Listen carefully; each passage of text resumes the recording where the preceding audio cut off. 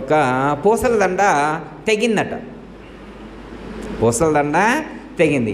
పూసలు ఏమవుతాయి? ఇక్కడ దండ తెగింది అనుకోండి, ఏముంటాయి? అక్కడే ఉంటాయి కదా, ఒకే చోట ఉంటాయి అమ్మా. అటుకొని ఇటుకొని ఇటుకొని పోతాయి. మనం ఏం చేయాలి ఇప్పుడు? మొత్తం ఏరి గిన్నెలో పోయాలి. ఎరుకను వదిలేటువంటి ఎట్లా అంటే ముందు అన్నిటినీ ఏరక రావాలి. అర్థమైందమ్మా?